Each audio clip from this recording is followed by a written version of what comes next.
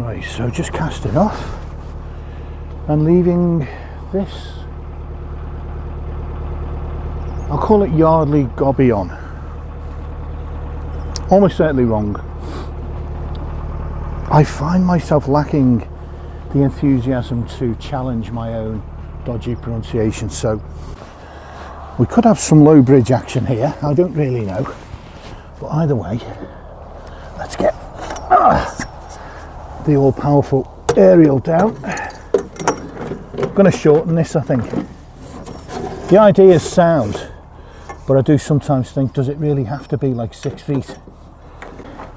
It's all a bit muddy around here, but it went just about 0 last night.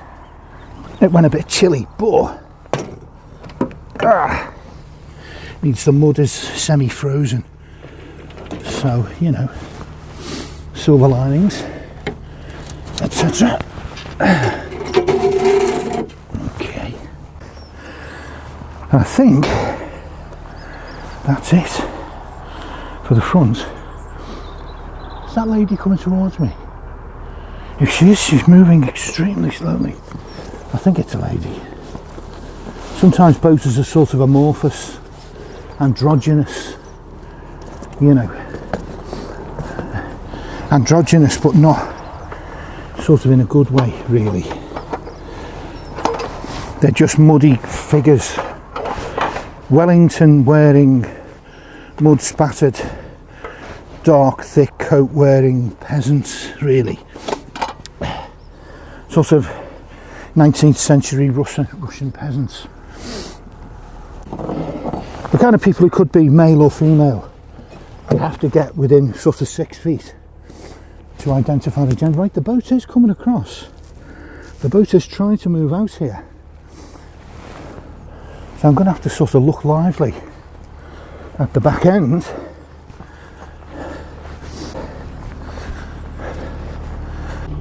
The problem with the muddy moorings like this one is by the time you get from one end of the boat to the other, your feet are already, your boots, wellies, already soaked in mud, really. Mud on the fingers, no problem, par for the course for the mariner these days. So just a shove on the back, you see, brings the front around. It's a bit chilly today. No shit, Sherlock, I hear you cry. It's chilly, it's mid-February. Anyway, amusing sign. Caution, elderly ducks crossing. So, right, let's unleash the brew. I've got what I think will be about an hour and a half's cruise. So again, this isn't the Odyssey today. Apologies, adventurous boaters or boat watchers. It's not that kind of channel, folks. You know, this should be called the Lazy Boater. Really, that would be a better name, wouldn't it? Certainly more appropriate, the Lazy Boater. Down on the arm coat, you can see there's a permanent sort of watermark stain thing, but the water level is currently below that. I would say by about 3 inches.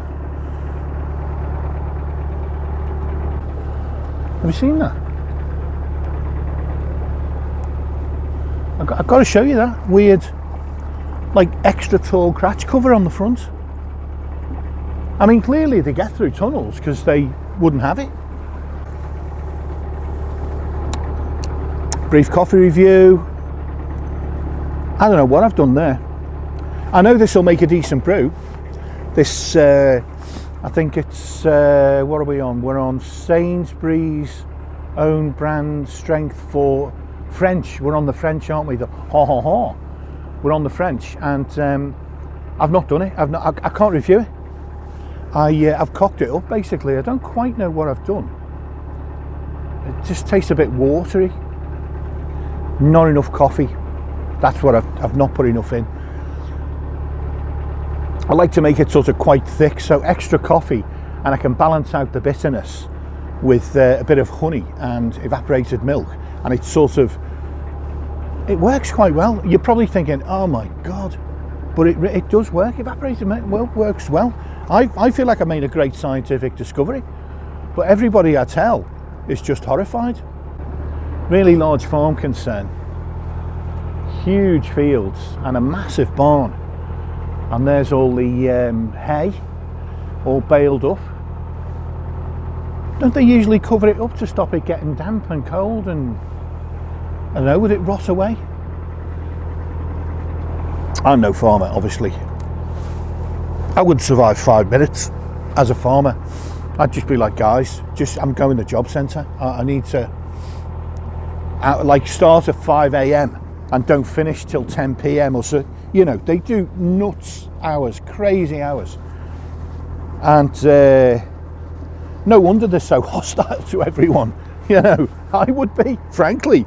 If I was working those kind of hours, I would be the most miserable bastard. I would not be joking around, I can tell you that.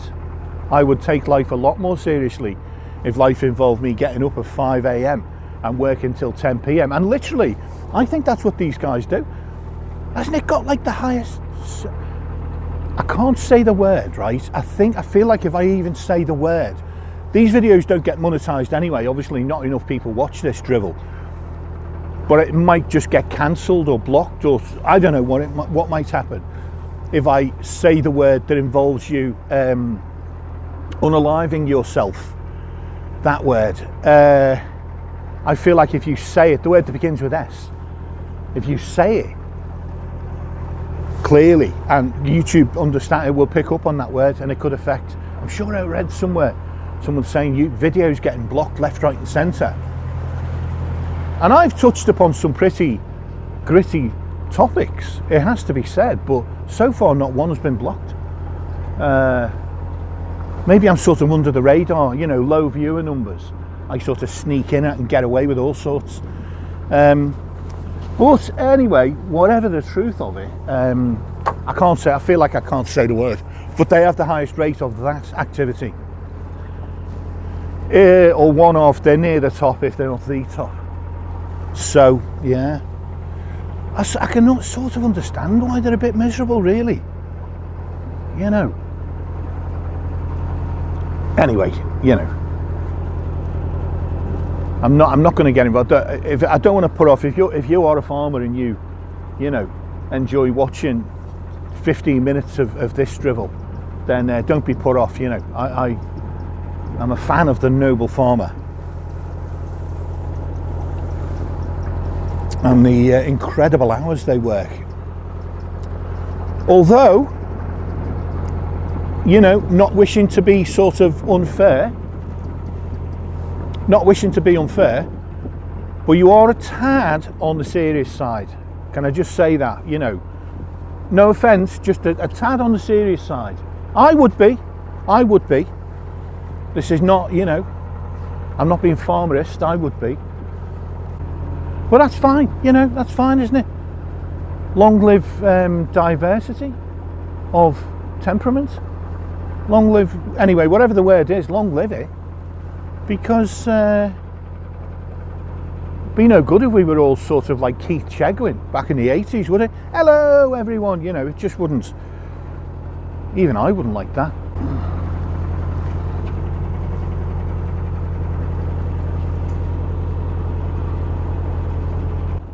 And I want to meet up with a chap who subscribes to the channel,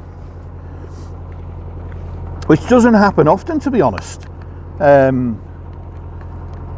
have to sort of meet people and then persuade them that it's worth, you know, wasting 15 minutes of their life watching this drivel normally, and then they sort of go, oh yeah, I'll definitely subscribe, you know, and obviously they don't, and understandably, you know.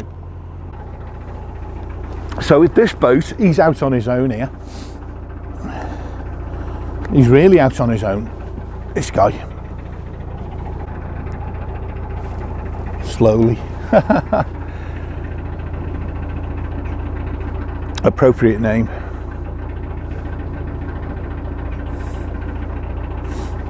you know what I'm finding, right?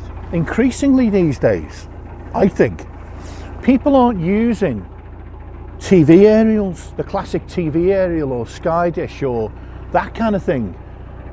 I'm finding when I pass boats, they have those square internet phone signal aerials. They are still called aerials, aren't they? Yeah. Antenna, perhaps. They have them. So I think people are watching TV on like Netflix or perhaps YouTube. I watch a lot of YouTube, to be honest. Listen, I know this is not conversational gold here, you know, but I would say cut me some slack. You know, it's a slow morning, to be fair. It's a slow news morning. There's not even a lock. There's not even any ducks I can shout at. There is a robin sort of over there, but I can do nothing. I can do nothing for you. Is that Russian or anyway, Eastern European? Ah, dear. Anyway, the brew is middling, but it's acceptable. It's acceptable. I am not. That does not count as a complaint. I know I've said it before, apologies, you know. I'm like one of those dolls, you know, that you pull the cord and it repeats the same phrase. It's got like 6 phrases. So sometimes you'll pull the imaginary cord and it'll be like horseflies. Quite often it'll be horseflies, especially in the summer. Anyway, the good news is there is some variety provided by this marvellous scenery and by the town of Milton Keynes, which is approaching, I was going to say rapidly approaching, not very rapid, there's nothing rapid, but it is approaching. For some reason, Google's picked up on the fact that I've been searching for things in the Milton Keynes area. Laundrette, primarily. Waitrose, it has 2, would you believe? So that was good news. But it was also, sadly, voted the 5th most boring town in the world. I don't believe that for a moment, to be honest. Absolutely not having that. Anywhere with 2 Waitroses is just not. I'm all in on that. The town of Yardley Gobion is a couple of miles away with 1 shop. So there's not much action round here for a suburbanite, you know. But not everybody likes that. I used to think I wouldn't like it. Again, apologies, I pulled the cord about living in isolated places, that string pull, so I'm going to trot this out. But I used to think I could live in like a Scottish croft, away from people. People were horrible, they're all horrible. I want to be away from them, live on my own, or, you know, with a partner in a Scottish croft. I thought that would be a brilliant idea. And I spent some time in cottages, holidaying and, you know, whatever in Scotland. And the solitude isn't something that's as easy to handle as you think it might be. Anyway, where was I? Yes, Milton Keynes sadly voted the 5th most boring town in the world. You know, I don't even think it's the 5th most boring town in the UK. I've only been once for some kind of work meeting conference thing years and years ago, and I just remember it being roundabouts all over the place, which it is known for its the layout of its roads. You know, the design and layout of its roads is striking. Lots and lots of roundabouts. And Newtown, they were called Newtowns. That literally was their sort of official. It was official, yeah. That was their official designation, and everybody used it. Yeah, I've had enough of villages. They're all lovely and everything, but the last town of any size, Bugbrook was small, Nether Hayford was small, Wiedenbeck was sort of okay. There was a Tesco there. I'm not going to rate towns by the supermarkets, you know. I sort of do. I mean, I will be honest, I do that like mentally, but I'm not going to talk about it publicly because it's hugely sad, really. That's my rating system based on the supermarkets and whether you can get a good full English breakfast, you know. Speaking of which, you can in Milton Keynes. I've already spotted the place. Honestly, I've researched it to death. You wouldn't believe the work I've done. I've found 2 laundrettes, 2 good-looking breakfast places. There's a couple of pubs near the guy. I'm going to meet up with a guy, subscriber guy. There's a couple of pubs there. But anyway, it's great to have a local contact. You know, so many places you arrive and whoever's there, whatever boats are near you, whatever boats are around, you know, you sometimes get to know them, sometimes you don't, especially in winter. I need to get me fleece on as well. This is not cutting the mustard today, this anorak arrangement. I didn't realise how much cold gets into your body and whatever, through your neck. You know, people talk about the head being vulnerable. I don't really feel it through the head. Perhaps because it's dense, you know, I can see the jokes. The jokes write themselves. But I do feel it through the neck. I get it in the neck, so to speak. That's okay. I was whinging for nothing. The coffee's fine. No, it's not fine. It's adequate, you know. Nobody really likes adequate, do they? Adequate sort of is code for not really adequate, you know. Oh, it was adequate. It means it was a bit crap. So there's a lock as well. I don't know if I'm going to go through the lock. There's a lock on the approach to Milton Keynes, Cosgrove. But I feel like I might stop at Cosgrove. You do notice a lot more wide beams. How astute of me. You notice wide beams on a wide beam canal. All the top insight you get here on this channel. So, Thrupp Wharf, the Taverners Boat Club, private moorings. An interesting name, Starodavny, Eastern European, perhaps. Starodavny. But I'm not tending to stay so long in these rural places. I generally only stay for 2-3 days because there just isn't enough of interest, you know, facilities wise, shops wise, whatever. Bugbrook was good. I did like Bugbrook. The takeaway was nice, a really nice kebab. The shop was okay, competent. It was adequate. The shop, it was adequate. Was it really? It was adequate for a few days. Okay, let's say that. But there was a nice farm shop. Slightly better. No, it was okay. The farm shop was good. Great bacon rolls. Oh my god, and sausage rolls, but with sausage and onion. Oh, they were beautiful things. Them. I could really use one of them now. Anyway, the one disappointment in Bugbrook was the cafe.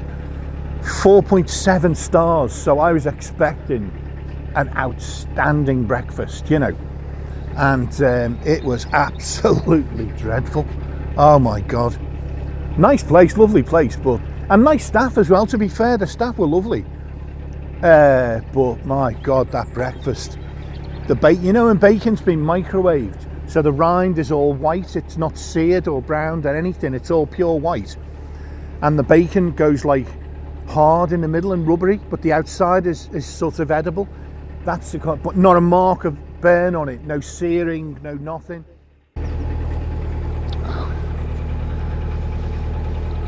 Morning. I think into Milton Keynes. There's a boat in the way, isn't there? Yeah, by the lock, is it? What side's it on?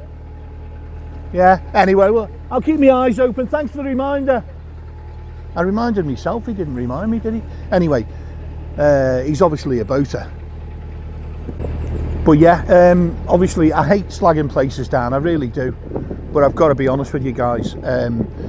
They probably do, that restaurant, that community cafe, probably do some really nice stuff. You can't get 4.7 stars if everything is awful. But whatever chef was on that day, my God, that breakfast was utterly revolting. Or the bacon and sausage were anyway, which is really the main thing, let's be honest. Massively disappointed. I was heartbroken. You can imagine the depth of my despair when that was put in front of me. Now, what I ought to have mentioned, Milton Keynes will be, oh shit, there's a boat coming. I'm not used to seeing boats on the move. It's like, what's that doing there? Sorry? I think so, yeah. Right, what side is the, oh, you can't tie up at the services, no? Not at the lock. Okay, fantastic. Thanks a million.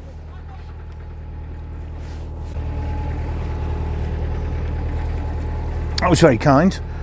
Right, so we're close, 0.3 miles. Okay, right, let's think this through. I'm going to stop short anyway of Milton Keynes. That's my plan. So why don't I stop in the more pleasant place, which would be Cosgrove? Also, I stop, that brings me short of the water point. So I don't have to fill up, and I'm fine for water at the moment, I think. So I think I'll pause on the 48-hour moorings at Cosgrove if one's available. The bridge you can see up ahead, that's where the moorings start.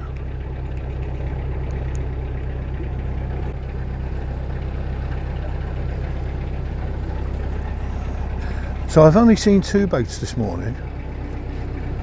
I'm not even sure it's been an hour and a half.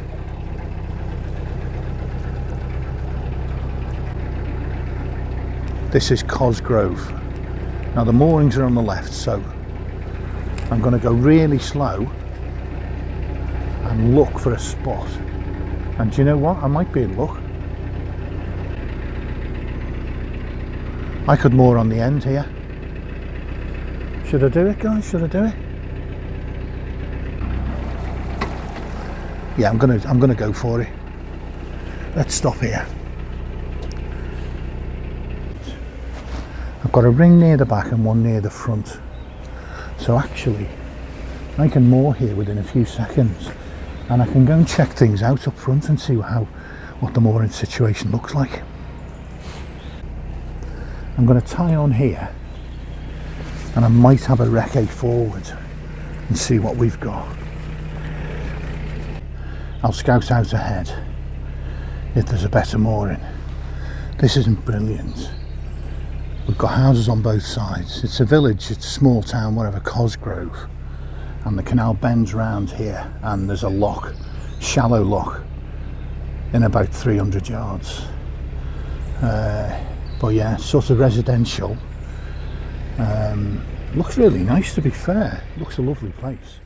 I'm going to move down a couple of 100 yards. I've found a spot that faces south more than this does. It's rings to rings. There's rings down there, so it's quick. Yeah, just a couple of 100 yards, quick jump. So let's get ourselves down there, man.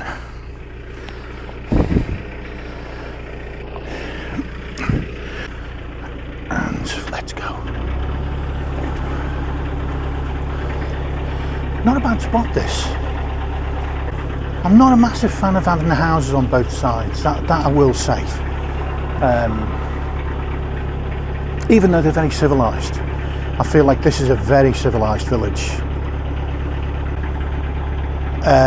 But this place isn't as busy as I thought. Look, all the way down here, there's room for 2 boats here, and perhaps another 3 boats further on. It's surprising.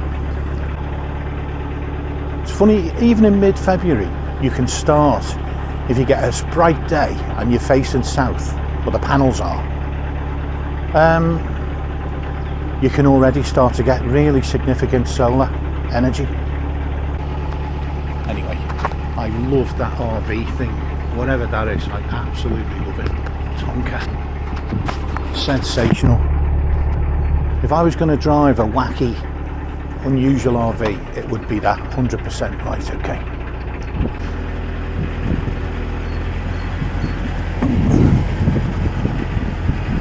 The benefits of this, now I've got rings as well. Benefits of the solar are just worth it.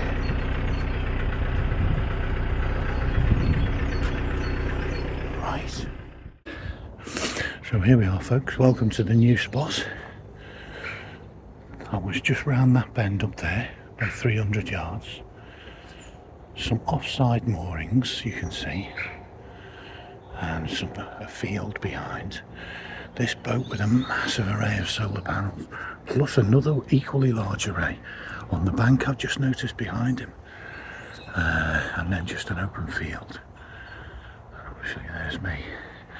A couple of boats in front, and then in again about 300 yards that way. Really though, actual 300 yards. There are the services. So that's a cracking little spot. And the difference is, right, with this one, is that the sun is going to come from, I think it rises there, and it's going to come across in an arc, spend most of its time on that side in the afternoon, and I'll get decent solar. Yeah, and behind me through the trees, more of the little village of, well, the large village or small town of Cosgrove. And up ahead there somewhere, and I think slightly off to the left, is the very large town of Milton Keynes. So yeah, little tiny hop, but worth it, absolutely worth it. Much nicer spot. So yeah, catch you later.